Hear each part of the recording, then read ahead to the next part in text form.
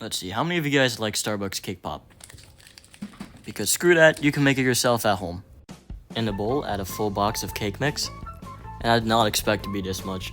Followed by 1 cup of water, half a cup of vegetable oil, and crack not 1, not 2, but 3 whole eggs. Using a whisk, mix it all together until it becomes cake batter consistency.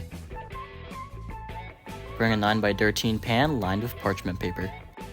Then pour in all your batter into the cake pan. Now the shape definitely comes out weird, but it doesn't matter if we're going to crumble it up anyways.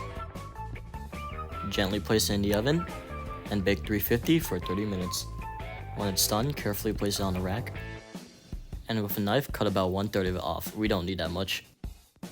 Next, put the 2/3 of it into a large bowl so that we can crumble it up. Next, using your hands, I'm using a glove because it's still hot, crumble all of it into thousands of crumbs. Grab yourself a nice can of creamy vanilla frosting and add 1 or 2 scoops to it. I may have added too much. Using clean hands, squeeze the frosting into the cake and make sure that it ends up looking like cookie dough.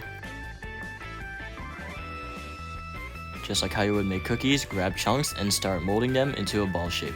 Make sure if it's too big, it's going to fall off the stick in the dipping process. I ended up making 16, but that was kind of too much. In a medium-sized bowl, fill it up with white candy melts. Repeat microwaving it on low for 15-second intervals so you don't scorch your candy melts. Stop until it's melted to the point where you can take a fork and just start smushing it.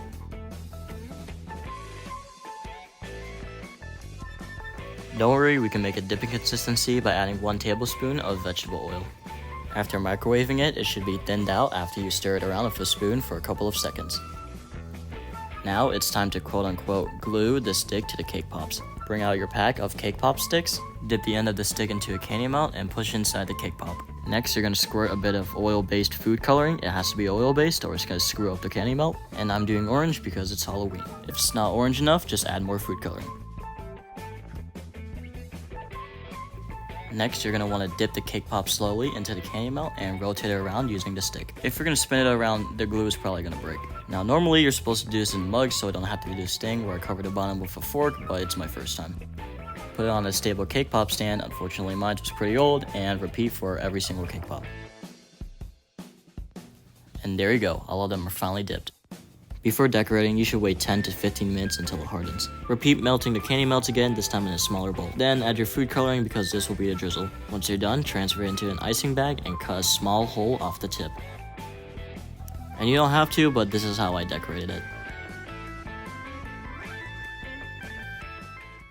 Anyways, so I'm back with the cake pop here. It's my first time, so let's see how it goes. In my opinion, the candy melts need to be less sweeter, but I can't control that. It's not bad though for a first try.